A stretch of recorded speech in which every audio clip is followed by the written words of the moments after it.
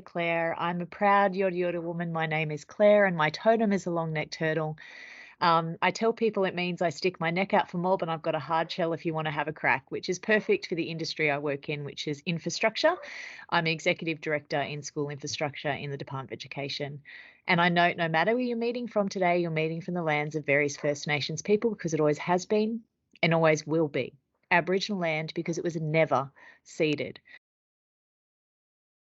Today, I have the absolute joy of talking to you about Reconciliation Week, a very important week in our Australian calendar. It is about walking together in the true spirit of reconciliation. It is about making sure that we have truth-telling to acknowledge some of the atrocities of the past, such as the fact that we were considered fauna and flora in our own country until the 1967 referendum, and the fact that until 1972, under the Clean, Clad and Courteous policy, we were not considered clean, clad or courteous enough to be educated in the state of New South Wales, which has led to things like the Closing the Gap issues around education, employment, health, etc.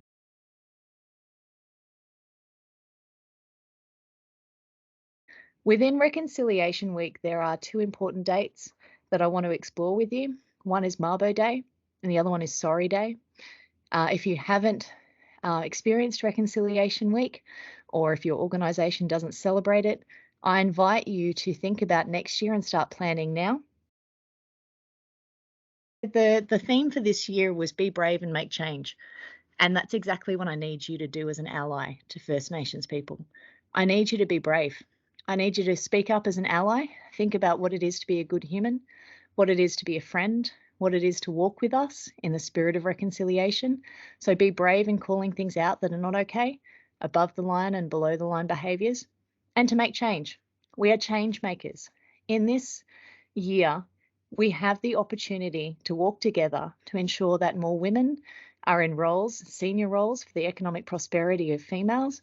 We also have the ability to make change in terms of the economic prosperity of First Nations people. So when you're buying things, stationery, paper, catering, if you go to Supply Nation, you can see a list of Aboriginal businesses. Aboriginal businesses are the biggest employers of Aboriginal people. And if you make that change, it's a very simple, very easy change. I'm not talking about mass procurement like we do in infrastructure. I'm talking about daily thinking. If you need to buy sandwiches for that next conference, why wouldn't you engage with an Aboriginal catering company?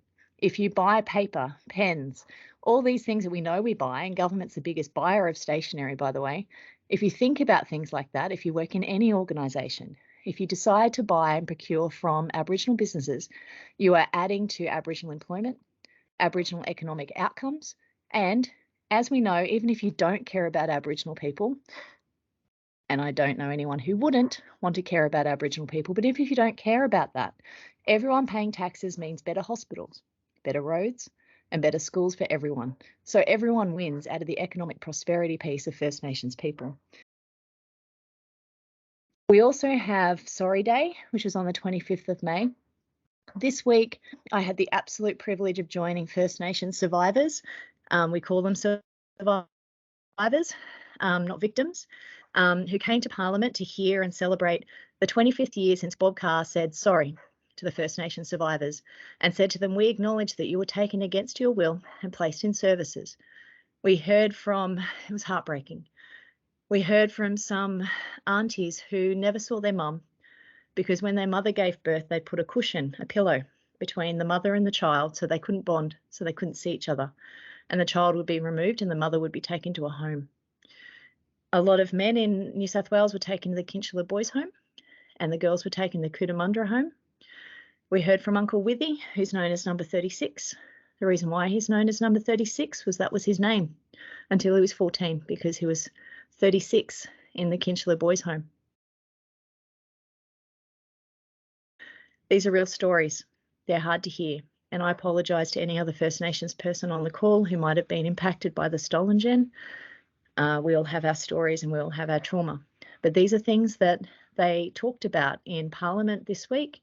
And both sides of Parliament apologised for First Nations survivors and made a commitment again to closing the gap and also ensuring that the stolen gen survivors would be looked after. The stolen gen reparations piece I had the absolute pleasure of working with Aboriginal Affairs on the strategic communications piece for the Commonwealth when that first came into play. And what that meant was there's a funeral fund for our aunties and uncles who will pass away probably before they should, because our lives still aren't as long as non-Aboriginal people in Australia. We also celebrate on the 3rd of June, Mabo Day. Mabo is massive. And I invite you to learn more about Mabo, okay? It's not the vibe, it's not treaty, it's not the castle, the movie. It is something massive where Eddie Mabo basically looked at the fact that terra nullius, the word in Latin, terra nullius, meaning that we weren't here, we weren't using the land. We weren't actually here using the land at all, doing anything with the land in a white sense. So they called it terra nullius. He disproved that in court. And the 1967 referendum, ironically in our own country, decided that we weren't fauna and flora, we weren't plants and animals. We should get a vote. We were citizens within our own country because we were here first, not animals and not plants, but the ability to vote for the person who leads your country because you're indeed a citizen. So Mabo looked at terra nullius and said we were here. We were doing Aboriginal traditional farming. Doesn't look like white farming, but indeed we did it. We were doing trade. We had mob.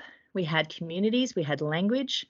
We had points of men's and women's business where we'd travel to get married and to trade and to yarn and to have ceremonies, all of those things before settlement happened. And in 1992, Mabo was able to get across the line the idea that it wasn't terra nullius. We were here. We were here. And so, unfortunately, he passed away and he didn't get to see the fruits of his labour. And I, as a First Nations person, get to live as, one, a citizen, not fauna and flora in my own country, but two, we have obviously Aboriginal Land Rights Acts, which means that we have to work with First Nations people. We can't just steal land and put stuff on it and say, well, you don't have any rights, so we're just going to take it because we know better in a paternalistic sense. So in 1993, the Native Title Act was established because of Mabo and his work with the high courts. And what that means is that First Nations people, if they can prove they haven't left, if they can prove they're traditional owners. So if I think about Barkindji, which is near Broken Hill, which is Broken Hill area, Barkindji people, Uncle Badger Bates is a traditional owner there, and he's been able to secure native title rights to those areas, and they were previously mined. And what would happen is a white settlement would come along and they'd farm the area, and now, or mines, when they no longer have anything else that they can get out of mother, which is country, they gift it back to Aboriginal people and say, we don't need this anymore, have it back. This is no longer the way of working. We can lease and license these areas to farmers or to miners or to other agencies and say, we will let you have a 100-year lease, but we want a commerciality with this because this is our land. We were here. It's like me walking into your house and saying, I really like it, so I'm going to take it. And I think you'd be very happy with that, given that that is your home. And I'm taking it from you with no consultation and no financial contribution. How in the world is that ever okay? So this week, walking together, truth-telling, the truths that I've told you now, that we have a whole lot of 62 we had one pass away last week, we have 61 stolen gen survivors who lived the trauma of being removed from their families, their language taken from them, their families taken from them, their land being taken from them, removed from the communities they knew, to sometimes being called number 36. These are truths that we have to sit with. They're unsettling. They're hard to hear. They're harder to live with. What are you going to do? Will you step into the space of Aboriginal procurement? I hope so. Will you step into learning a good acknowledgement of country and not making it tokenism? I hope so. Will you be curious about the strength that comes from the oldest living culture in the world, First Nations culture here in Australia?